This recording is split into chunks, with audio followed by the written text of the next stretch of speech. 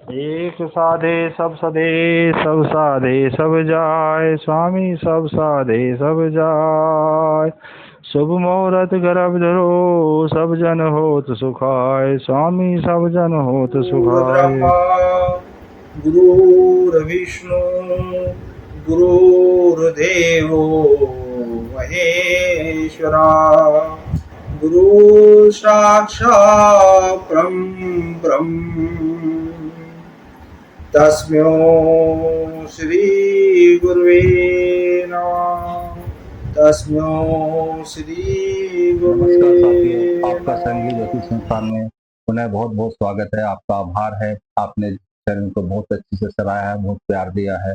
ऐसे लाइक करते रहिए, शेयर करते रहिए, सब्सक्राइब करते रहिए और दूसरे लोगों को जागृति फैलाते रहिए, ताकि ये चैनल भी ग्रोथ होगा और आपका सौभाग्य, आपका लक्ष्य, आपके अच्छे से अच्छे आपको प्राप्त होंगे, जल्दी से जल्दी प्राप्त होने में हो जाएंगे।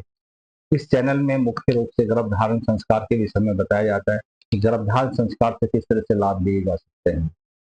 आज का जो सवाल है, जो पूछा गया है कि क्या कोई और योग भी है अमल योग के अलावा, जिसमें हमें अच्छा धन, संपत्ति, ऐश्वर्य, आराम और यश मिल जाए।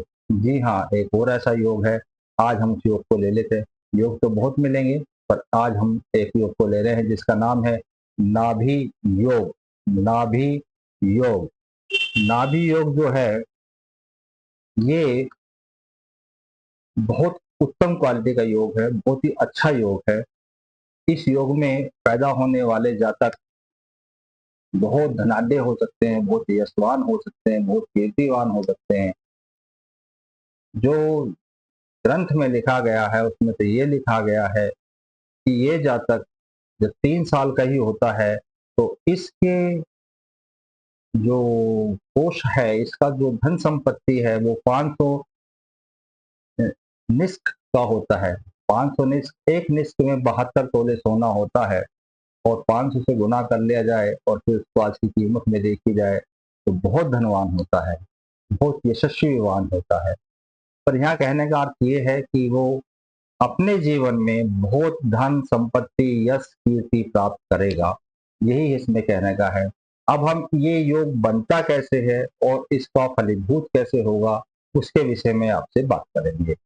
इसके लिए हम आपको कुंडली दिखाते हैं। उस कुंडली के माध्यम से हम आपको उसको बताएंगे। पहले तो सिंपल से इसको समझ लीजिए कि जब बृहस्पति देव नवम स्थान में बैठे हों, भाग्य स्थान में बैठे हों, बृहस्पति देव भाग्य स्थान में बैठे हों तथा भाग्य स्थान का स्वामी यानी कि नौमेश वो सप्तम स्थान में बैठा हो। ठीक है, यानी कि भाग्य से एकादश भाव हो गया, सप्तम स्थान में बैठा हुआ हो और चंद्रमा बलि होकर नौमेश के साथ में बैठा हो तो ये योग बन जाता है। इसके लिए मैं आपको कुंडली दिखाता हूँ, उस कुंडली के हिसाब से इसको समझने में आपको आसानी हो जाएगी। ये देखिए, ये कुंडली है। आने वाले समय में ये योग हमारे को 18 अक्टूबर 2025 से लेके 25 दिसंबर 2025 तक उपलब्ध रहेगा। इस समय में जो जातक वृश्चिक लगन में पैदा होंगे,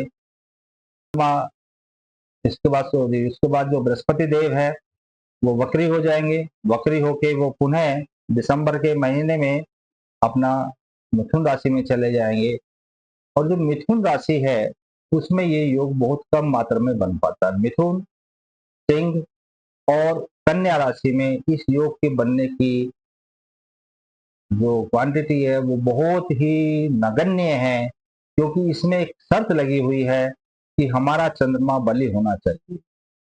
तो जब मिथुन, कन्या और सिंह, इन ये तीनों राशि ऐसी हैं जहां पर चंद्रमा बलि नहीं हो पाएगा, क्योंकि जब ये सूर्य के पास होगा तो ये या तो कृष्ण पक्ष में होगा या शुक्ल पक्ष में भी होगा तो कमजोर ही होगा।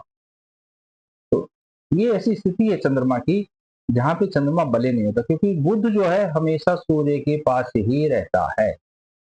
तो इसका मतलब ये हुआ कि जब ये मिथुन राशि में होगा, कन्या राशि में होगा या सिंह राशि में होगा तो ये योग नहीं बनेगा। बनेगा तो बहुत कम बनेगा, सिंह राशि में तो बिल्कुल भी नहीं बन पाएगा। अब आगे चल लेते हैं हम लोग। 2 जून 2026 को बृहस्पति देव वापस अपनी राशि में प्रवेश करेंगे, वापस से ये कर्क राशि में आ जाएंगे। तो 2 जून 2026 से ये योग पुनः आरंभ हो जाएगा और ये 31 अक्टूबर 2026 तक रहेगा। इस दौरान जब जब चंद्रमा वृषभ राशि में आएगा, यानी कि अपनी उच्च राशि में आएगा, तब तब ये योग बनेगा। परंतु ध्यान रहे कि इस स्थिति में बृहस्पति देव पर और यानी कि सप्तम स्थान पर या नवम स्थान पर कोई भी पाप संबंध या पाप दृष्टि ना हो, तब ये योग प्रबल योग से काम करेगा। अगर पाप दृष्टि या पाप संबंध हुआ तो उस समय में इस योग में कमी आ जाएगी, जैसे नॉर्मली हम सब लोग जानते हैं। ये योग बनने से आप लोगों को गर्भधारण मुहूर्त का हिसाब से इसका देखना पड़ेगा कि कब कब ये स्थिति उत्पन्न हो रही है और कब कब संतान पैदा होने चाहिए। अगर इस हिसाब से हमने संतानों को पैदा किया, लगाया, हिसाब किया, तो ये निश्चित रूप से काफी लोगों को इसमें फायदा हो सकता है। आप लोग जो इस योग को अपनाना चाहते हैं वो संस्था से कॉन्टेक्ट करके अपना गर्भधारण मुहूर्त निकलवा सकते हैं। अगर ये जानकारी आपको उपयोगी लगी हो, लाभकारी लगी हो, तो आप लोग इसको लाइक कीजिए, शेयर कीजिए, सब्सक्राइब कीजिए और अधिक से अधिक लोगों को बताइए कि इस योग से क्या होने फायदा हो सकता है। आप लोगों का बहुत बहुत आभार, धन्यवाद। फिर मिलेंगे अगले